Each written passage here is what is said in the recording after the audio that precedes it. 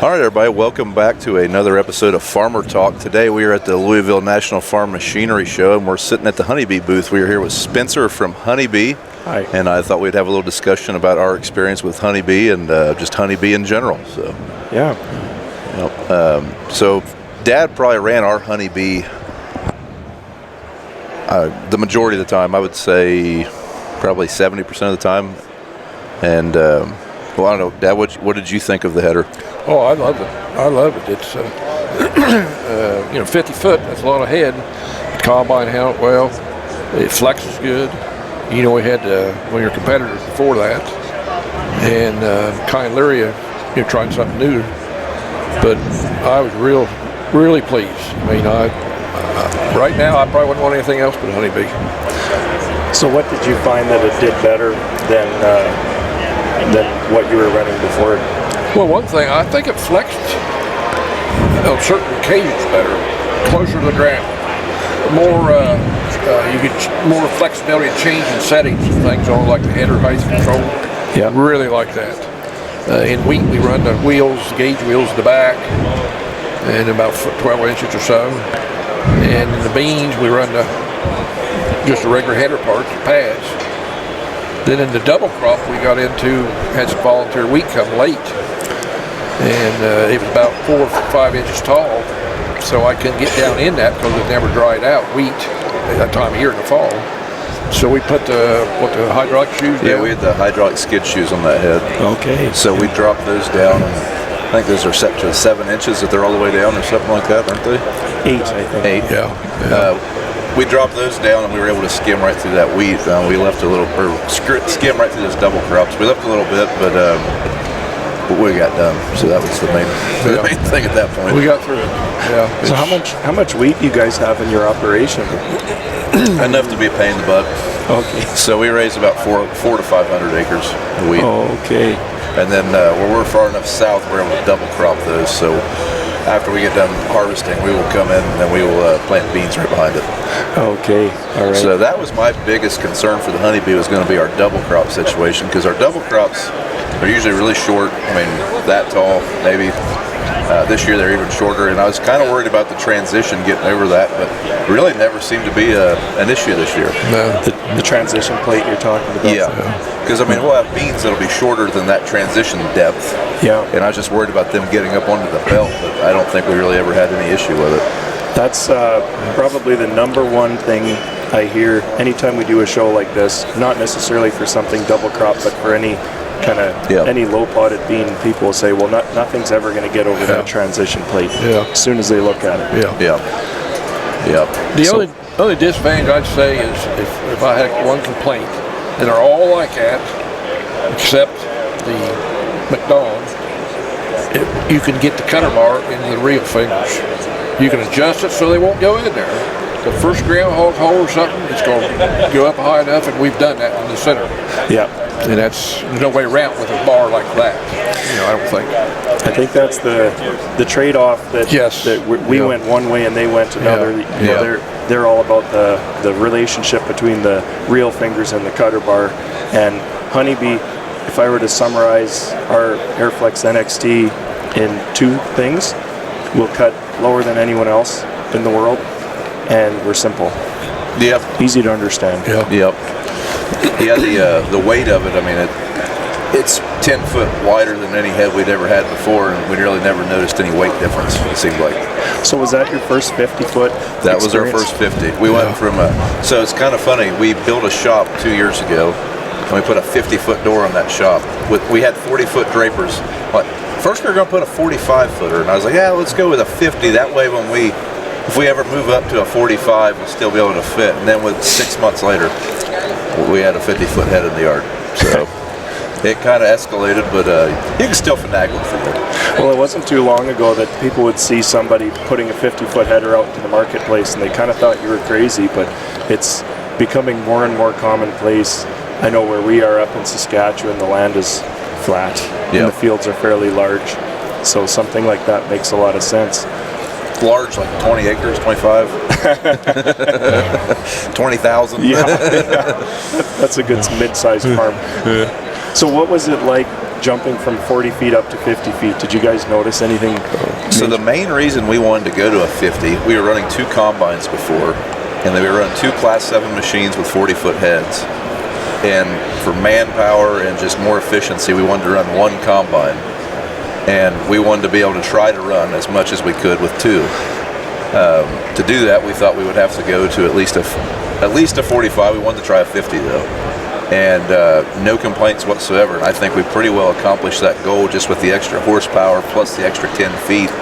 I mean, it made a big difference, I think. So you're doing everything with one combine right now? Yes. Okay. Yeah. Our the former owner of Honeybee, Greg Honey, they've done the same thing. So he retired a couple of years ago, and his dream was to go back farming. So that's what he did. He went 100% back into his farming operation, but it was just him and his son-in-law. Yeah. And so they did something similar to you guys. They bought a big, I think, Class 10 combine, something like that. They put a 60-foot Honeybee header on the front. And their idea was the same, as they wanted to be able to run the operation without having too much equipment spread all over the place. Yeah, it was. I mean, there's only 1 cutter bar we're worried about. There's only one head we're moving when we move that way. There's only 1 combine we're greasing in the morning. I mean, I think overall that's been it kind of sucked for me because my combine time went down quite a bit this year, but I think it was just one of those things that made a lot of sense for us. And I mean, especially if you're short on manpower, I think I think going wider on your head is a better option than going with more heads.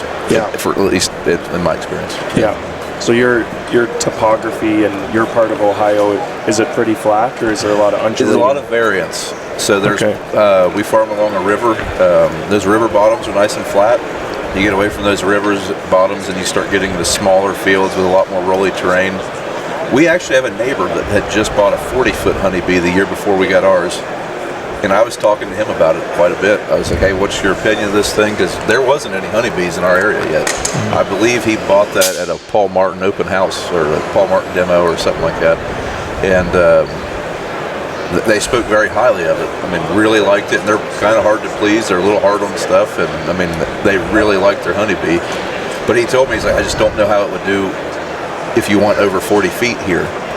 Well, I thought it did fine. I mean, there's maybe a few places that we had to cut, and by a few I mean like 2 or 3 at best, and they're just ravines. I mean, the bar just can't drop down as much, but I don't think anything will.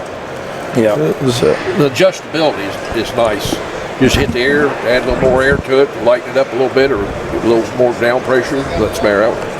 And it's really, I was surprised, really surprised, because in our neighborhood, and I've heard for years, you don't see many honeybees. They're a little light, this and that, but man, we couldn't be more happy, I don't think, with it. It's really, I really like it.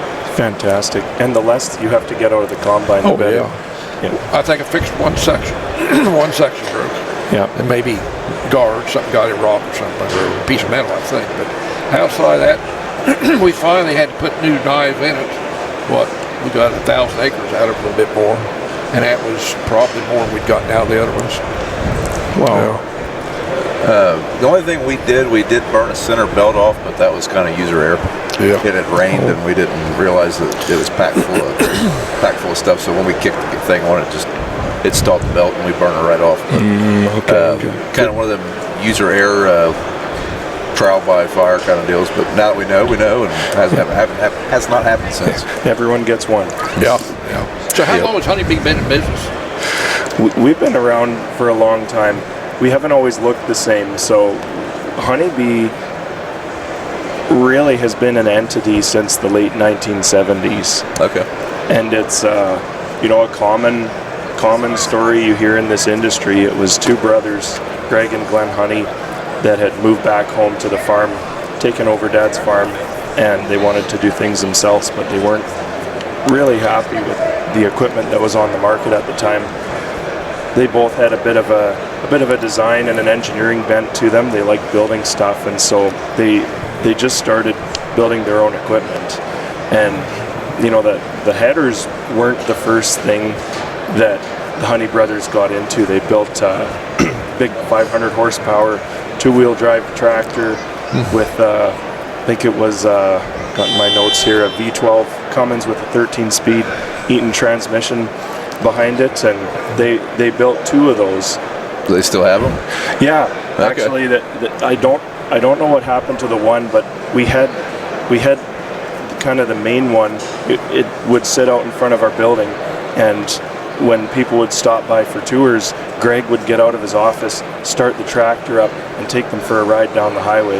Now, when he retired, he took it back to the farm, and they're still using it. Oh, be darn. So, yeah, they kind of, I think it was back in 2010, they went and refurbished and repainted and tuned up at least the one tractor. But there were a few things that came out of that garage that were fairly interesting. You know, another thing was they called it the Big B. It was a multi-purpose tractor that you could put 2 sprayer booms on the back, use it as a sprayer, high clearance or otherwise, but it also could be used as a windrower. Okay. And I'll maybe send you a picture and see if you can put it up on your video if possible, but it would be you could mount up to 3 swather headers on this thing, either 21 or 25 foot swather headers on it, up to a maximum, obviously, of 75 feet of swathing width. Now, again, we're up in Saskatchewan where, you know, the yields aren't as high, the ground is a lot more flat, so that's kind of what people are dealing with. Was that pretty, I mean, for the time frame, was that huge? Yeah. I mean, 75 feet on a swather seems huge now, but I guess I don't know much about swathers, so. Yeah, I mean, it's you really don't see it that much anymore, at least not in our neck of the woods. The idea of a tractor pushing two swather heads at the same time, I think, is still even a little bit out there. But you know, their concern was, is what I'm building affecting my operation? You know, is it going to give me a positive ROI? Because at that time, they still really weren't that interested in becoming a business. Okay. They just loved to design stuff for their own farm. So it wasn't really until 1979 where they kind of, I think that they had built kind of their first, they'd obviously built a swather header at that point, late 1970s, early 1980s, and they might correct me on this, but they built their first direct cut combine head. Okay. And that's what really started to take off. You know, in typical, the neighbors started to notice, people farther and wider started to notice, and they started to think this could be a business. And so since then, you know, everything was built out of the farm in Bracken, Saskatchewan. It's a small town in southwestern Saskatchewan. They made the move out to Frontier, where there was a former FlexiCoil production plant that was sitting empty, and the rest is history. It's got 100,000 square feet of production space. Still in the same spot then? Still in the same spot. Yep.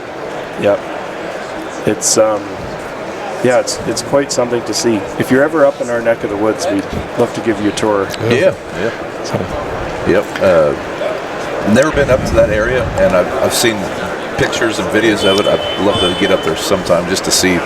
And I can't imagine seeing a 6,000-7,000 acre field. That's just kind of strange to me. Yeah. Yep. But so, you mentioned one of the Honeybee brothers had retired, or one of the Honey brothers had retired. Is the other one still in the operation, or is he retired also? Yeah. So Greg Honey retired, went back to the farm, and Glenn Honey, who's the other brother, he took over the rest of the business. Okay. And so today, Honeybee is still a solely family-owned enterprise, owned by Glenn Honey, and we've got a strong second generation that's eager to move in and run the place too. So it's been, as far as transitions go, it's been really, really positive, I think. Okay. You know, this business that's kind of cropped up out of the middle of nowhere, you know, and I think you guys will appreciate this. No one had dreams of being a huge business tycoon. People just wanted to farm. They wanted to build equipment that helped out farmers, and that's still the kind of the ethos that runs through the plant today. It's a great place to work. How many employees? So we've got usually between 150 and 200. Usually 150 in the building, and then we've got kind of a sales, service, and marketing team that's spread throughout North America, a couple in Europe. Well, that's going to be my next question. Are you guys selling overseas, or is it just in North America primarily? Yeah, we sell quite a bit overseas. So, Australia is one place that's near and dear to us. Canada and Australia have this kinship, both as countries, but also in terms of the farming conditions that we deal with. Big farms, not always a lot of rain. That yields its own set of problems. So, Australia is a big focus for us. We've got some great partners in France that we're selling equipment through right now as well. The Baltics, Russia, Kazakhstan. There's a lot. So we've got a good mixture, I would say. So, in the manufacturing side of things now, is it primarily just platforms that you guys are building, or do you still make swathers or anything along those lines? Or? Yeah, so our bread and butter is still our own Honeybee branded combine heads, and the Airflex NXT. That's our flagship. But we do have, we've got swather heads. We've got a neat concept. It's a tractor mount swather. So you got a lot of farmers over in Europe. They've got maybe a bit of a hay and forage operation on top of some livestock, stuff like that. They don't want to spend a fortune on a windrower. We've got a swather that they can put on their tractor. Okay. We've also got some OEM agreements with John Deere and New Holland. So we build a swather head.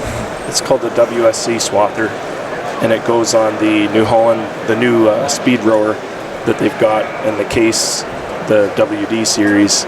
So we've got an agreement with them where we're manufacturing a Honeybee branded header that's exclusive to that windrower, and then we also build a green we build the D600 John Deere swather headers as well. Okay.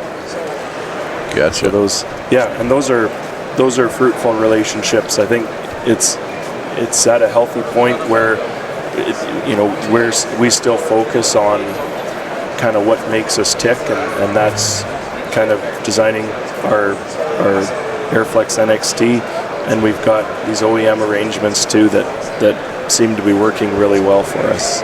So when did the company start really branching out of Canada, basically? I mean, like I say, I'm just starting to really see them a little bit more hot and heavy in our area, and I think a lot of that might just be dealer networking starting to branch out. Is that pretty accurate, or was it kind of when the flex header became one of your focal points? I think both of your comments are accurate. Okay. It wasn't really until we had a flex header that we even had a solution for people in your part of the world. Honeybee was a rigid header manufacturer for a very long time. And is that pretty common in Saskatchewan, or people run rigid heads, or is that just at the time that's what they ran? It was common, but Canada's really done a 180.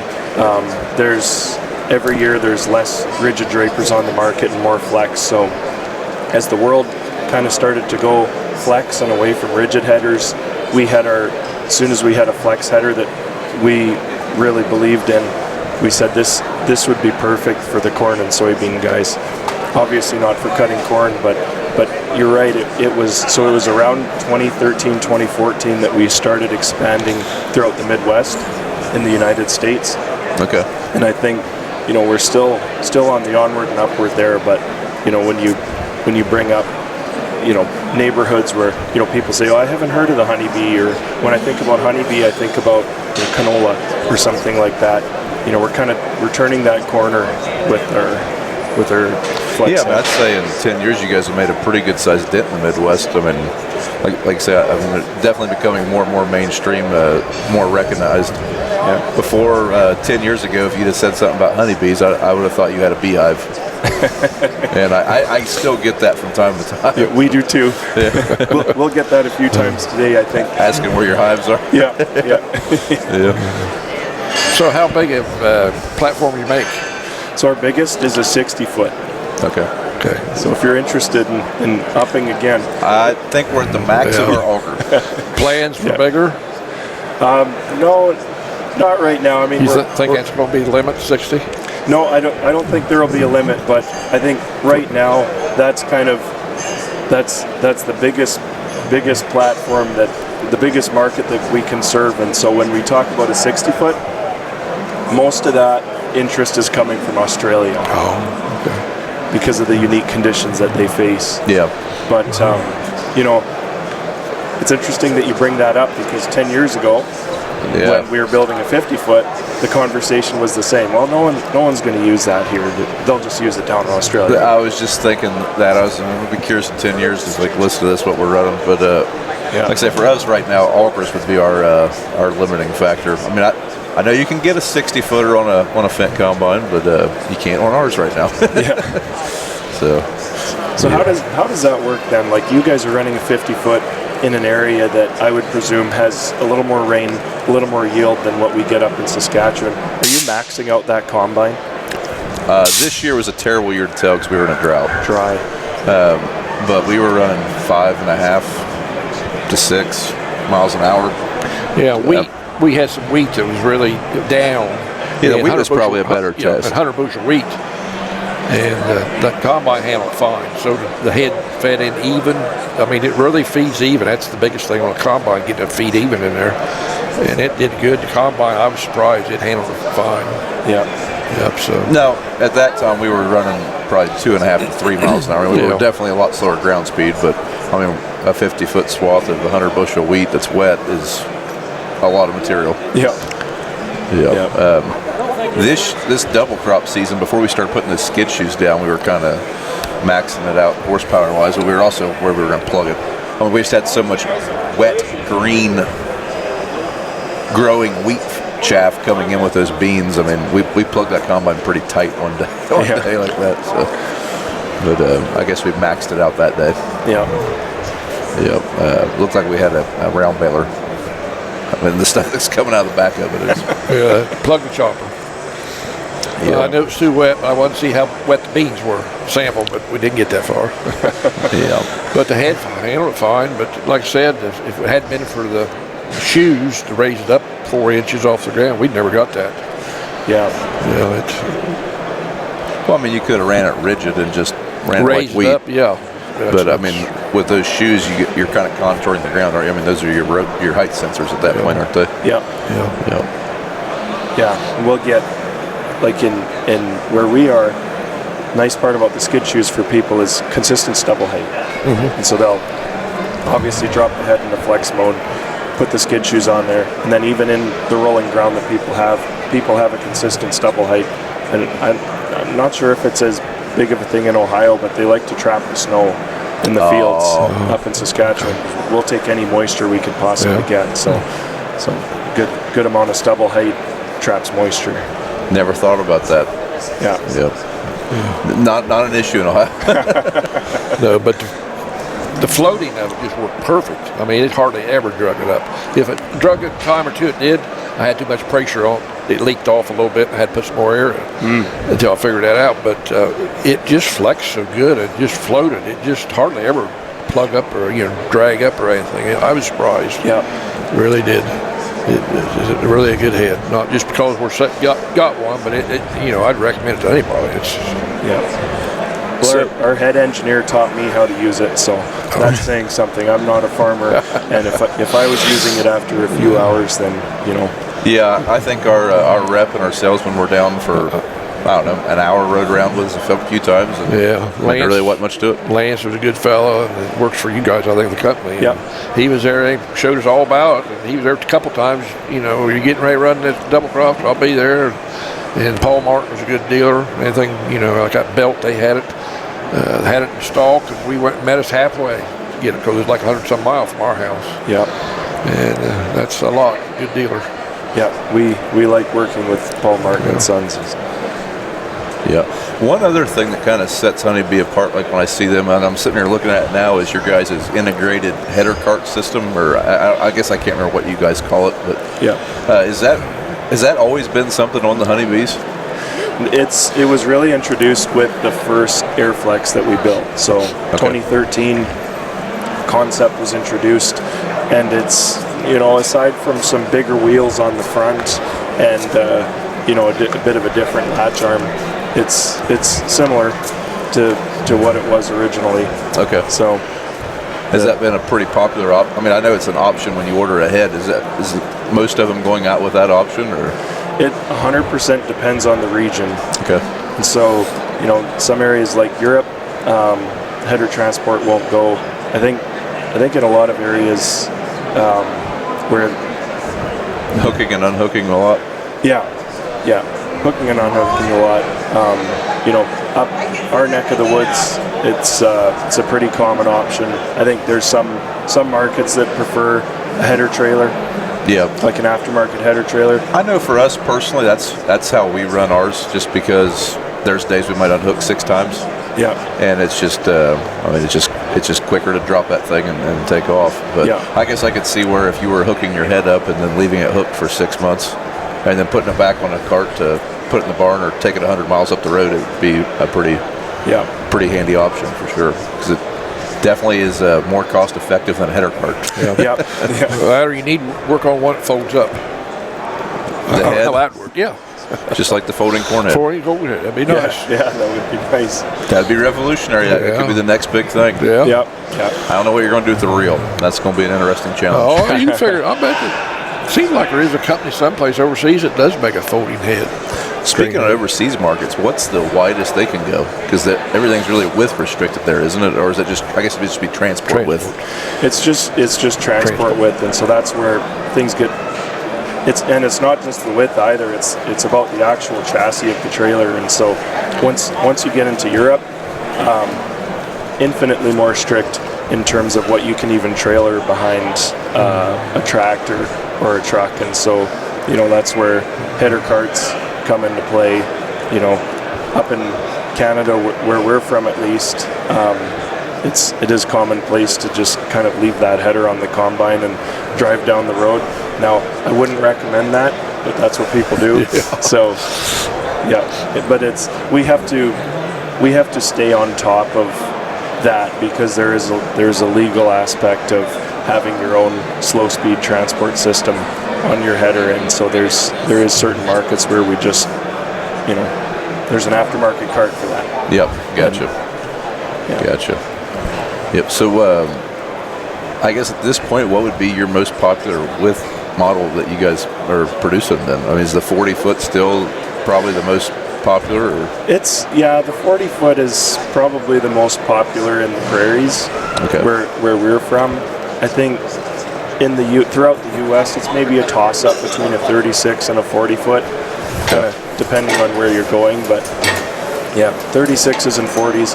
Australia, you're looking at 40, 45, and 50 being the most popular. Okay. You know, a few 60s speckled in there, but you know, and then you get to, you know, over to Russia and Kazakhstan. Those markets, it's really common to see 40s, 45s, and 50s too, just because of the big fields and the space and everything that they deal with over there. So you make one for every machine? Yeah, it'll go on every combine. That's a question we get often too, but they'll go on every combine. Even some of the combines that you'll see over in Russia, like Laverda or an Essel, stuff that people don't hear of as much over here, we make sure that we've got an adapter that can fit onto those combines too. So. Okay. Yeah. Okay. Every color. Gotcha.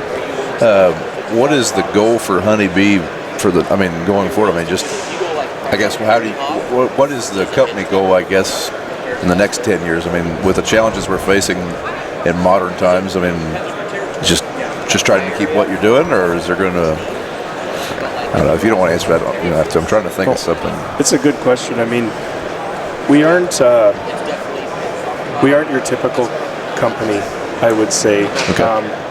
Do we plan to grow? 100%. We've got what we consider the best header in the world out there, and our goal, I think, is to take the markets that we're already in and increase our share in those markets, to a certain extent. Now, that being said, we're not a company that chases market share at the expense of everything else. I think that comes back to being a family-owned company. We want to make a positive impact on people. We want the people who deal with us to feel happy that they bought a Honeybee, and we want to solve real problems on the farm. And so, you know, we are planning on increasing our presence in states, provinces, and countries that we're already in, Ohio included. But we're careful because, you know, you take a publicly traded company, they're owned by people who own their stock, and stockholders care about one thing. That's ROI.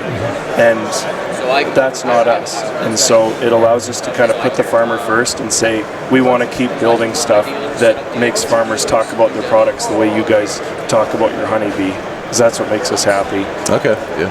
Well, I know it feels like going to Honeybee and like interacting with the people from Honeybee I've interacted with, and or even our dealer. I mean, it feels very tight-knit. I don't know how else to describe it. It doesn't feel like when I walk over to a certain green booth down the street, down the aisle here, it feels more like, I don't know, it feels like there's a lot more passion behind the work, I guess. And yep. So far, everyone I've interacted with from Honeybee has felt that way. I'm really glad that you feel that way. That's the special sauce that we feel that we have. You can definitely tell it's a family-owned company and it still has those values, and I think that's pretty awesome. Yep. People come in and they're happy to talk to each other. You go out and talk to the truck drivers, they say, man, you guys are good to deal with. You know, your sales coordinator got me in and out in X amount of time, and there was no, less red tape than they're used to. And so it's kind of, you look at all of those touch points and you keep hearing that from people, you know that you're kind of doing something right. Yeah. And it's not, if an accountant were to look at what you're doing, it's not always the most profitable way to do things, but profit isn't the only thing that we care about. So we like to serve farmers. Yep. All right. Well, Spencer, I appreciate you sitting down with us. Is there anything else you wanted to talk about? Or? No, I don't think so. I just appreciate you guys stopping by the booth. I love what you guys are doing. And hope you enjoy the rest of the show and that we have a good harvest season. Tell you what, I was happy to sit in these chairs for a little while. Yeah, me too. My feet hurt. All right, well, we'll just cut her here, and I appreciate it. Thanks, guys. Thank you.